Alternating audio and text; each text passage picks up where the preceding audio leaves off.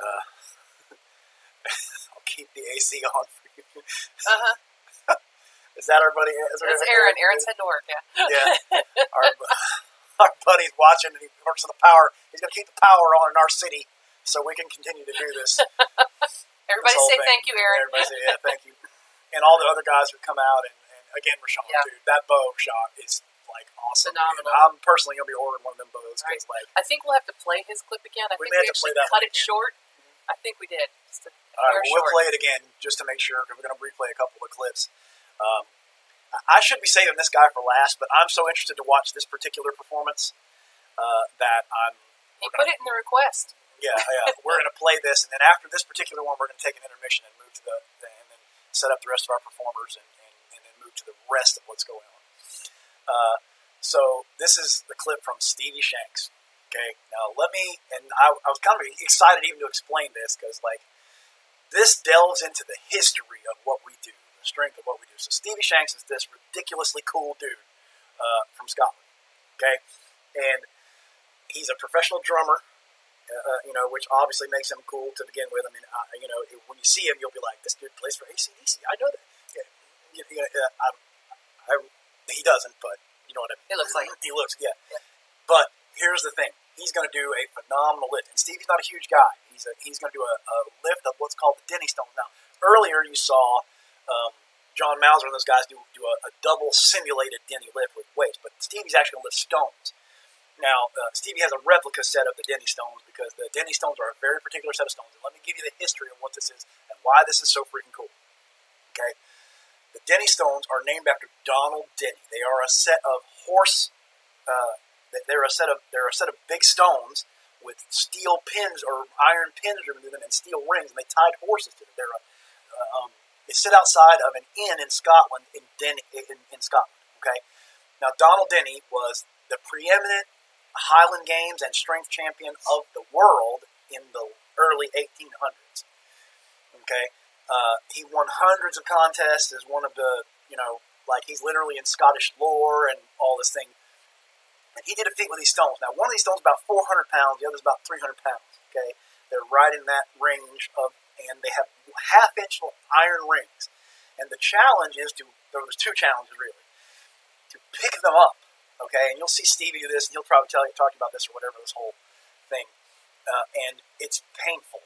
Okay, like it's not it's rough. Like it's not like lifting with a barbell is one thing. Lifting with a half-inch iron ring, it feels like it's cutting your hand in half. And you got to have a super strong set of hands as well as just whole body. So the first challenge is to pick both of them up at the same time, which you're lifting 700 pounds on these half-inch iron rings, which is just super hard. Okay. The second challenge is to actually carry them, and where this little inn sits in Scotland, this is what Donald Denny did. Okay, he lifted, and there's a little bridge next to it, and you had to carry them across the bridge. Okay, and Denny did that, and was a super famous lift. They literally named the stones after him. Stevie's father is named Jack Shanks. Jack Shanks was the first man in like 100 years after Denny to lift and carry those stones. And there's some real famous pictures of him, and you can see the resemblance. They're both built very similar guys, although Stevie's got a little bit longer hair. And he is going to lift a set of actual stones that Stevie has that they have for this. But he's also going to do something else very cool that I thought was very cool that adds really to the variety of our program. And he is going to teach about the traditional, old-time, like the Braveheart era, Scottish kilt. So not the modern kilt that buckles, but the true toga wraparound style of kilt that would be, and how to put it on, how to wear it, and what goes on with that. And he's going to really teach about the whole thing, which is just super freaking cool. Plus, he said, and I didn't get a chance to watch ahead of time, he's like, I hope you guys can understand me, and we'll see how the stone lifting goes, but I'm pretty sure the whiskey's going to go well. So, for my feat, which we'll do at the very end of the show, just because Stevie did that, I had to throw one little whiskey shot in the middle of what we were doing. And if this gets any rowdier today, there may be more before we actually end the program. Plus, there's going to be cookies, so that's the thing. I have to make cookies. No, cookies are being delivered. Oh. Cookies and whiskey are being delivered to us as supplies during this. When did you learn how to use Instacart? No, I didn't. I got one of our friends and family members. I got her to make a special trip for us. But I'm interested to see this because the teaching about the whole kilt thing is going to be freaking awesome. Plus, Stevie is just such a cool guy, and the history of that like Denny lifted it, and then Stevie's dad, and then Stevie does, and that whole thing. I mean, there's such a family thing going on there, and such a really cool. And really, that's really what we've got here is a family of stone lifters and old-time strongmen and crazy people all around the world who stepped out to help Noah's Army. And, dude, we couldn't be more appreciated, and I'm excited to watch Steve. So, you guys, yeah, I think you'll love this one.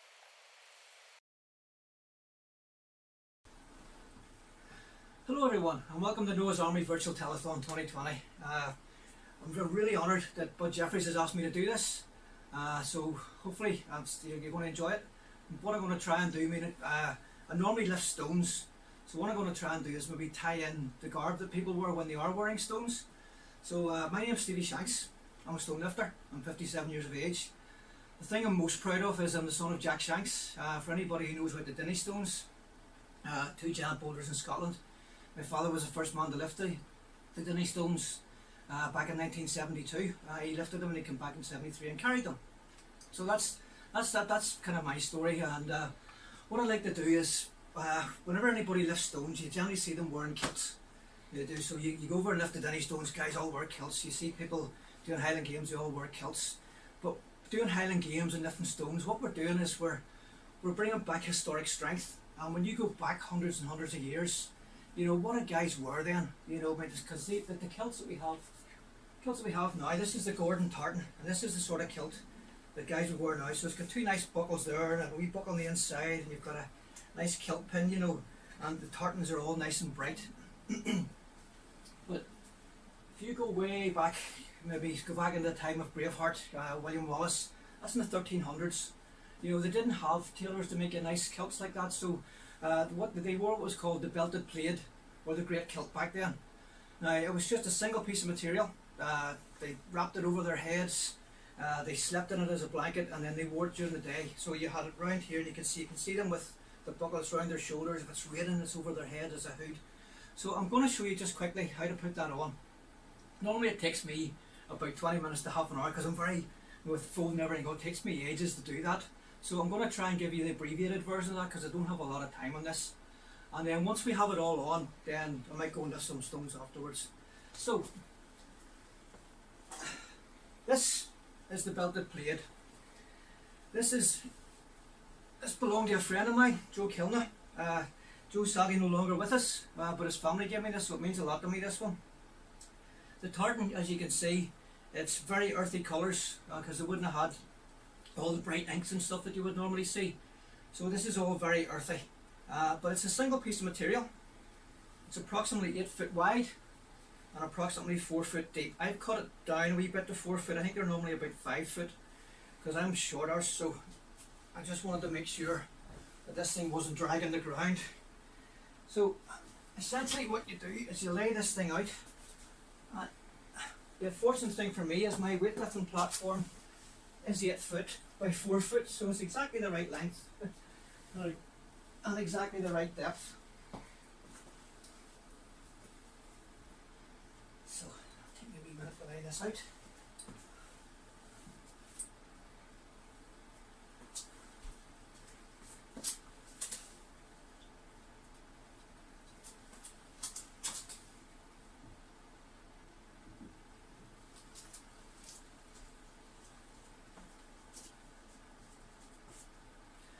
So all the stuff you see me wearing at the minute, my wife laughed her leg off at me when I come out tonight, because I'm wearing this for a reason. Whenever I get the kilt on, you'll see why all this and why the shorts and all that sort of stuff. So essentially what you have with any tartan, you have your main square, and you'll normally have smaller squares inside it. So what I do with this, obviously, what I'm trying to do is pleat it, and then leave enough so that it wraps around me. And everything's nice and tight. Obviously it's way too wide, you have to wrap it around yourself about 4 times. So the pleats, it's the sort of thing, if you're doing it yourself, everybody's got different waist sizes, so you're going to have to work out for yourself what sort of length of material you need to leave. For me, it's 6 big squares. So I count in 1, 2, 3, 4, 5, 6. And from there, and what I'm doing is I'm pulling it back 1.5 squares each time. So you get a hold of this and pull it back 1.5. Okay. Just keep going then until I have 6 squares left at the other side.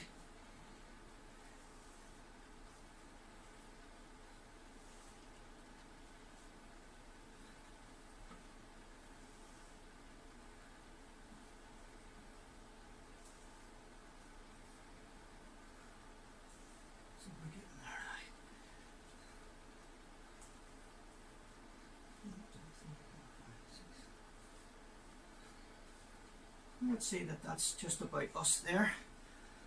So then what we do, obviously when you wrap it around you have to put something on to hold it up. So I have my belt, fold up a corner here, fold up a corner here, and I'll slip the belt underneath it.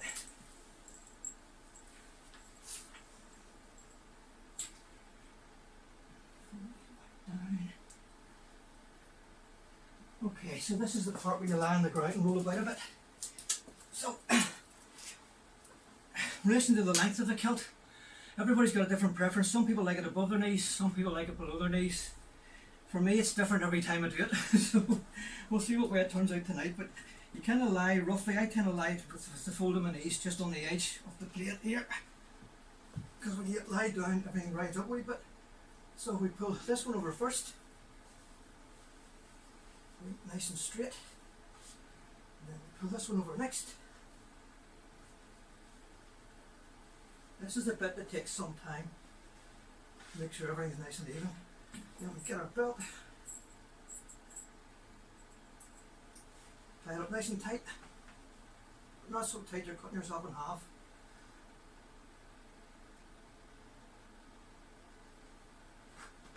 And then we stand up. And there we go. So that's the hard work all done. So this bit before we finish it off, this is if you were outside and it's cold, you're sitting around the campfire, you can pull this up over your shoulders. You can put it over your head as a hood. Mine's a wee bit short, but pull it like this, or you can do sort of over and under. This is the bit where you see the Braveheart guys with the brooch. That's the way they wear it sometimes. You can see at the back you've got the pleats. So if you're wearing this and you don't want to pull it over your shoulders, then what we do is we put our big belt on. So this is where I keep all my gold coins. Put this on here. Okay, so that's that bit. So then do about halfway up, just pull it in half and tuck it up inside the belt, pull the wee flap over. About halfway down, pull it up, tuck it inside the belt, pull the wee flap back, and voila, there you have it, the great kilt, or the belted plate. Inside these two bits you have pockets, so you can put stuff in here. And it's very functional, very warm, and you also have the pleats at the back here. So that's it. There we have it. So I'm going to go and lift stones now. I'll be back in a minute.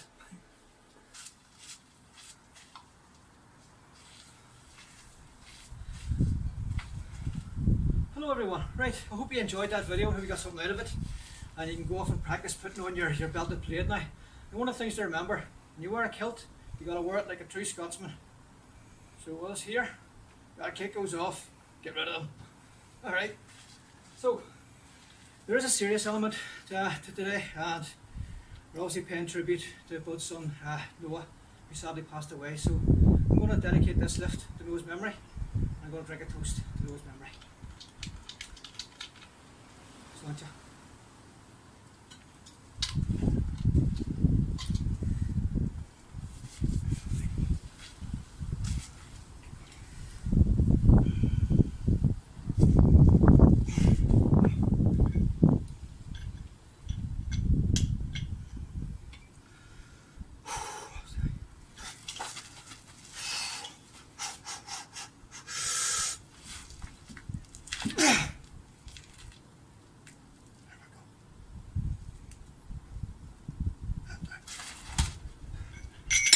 All the best, everyone. Stay strong, stay safe.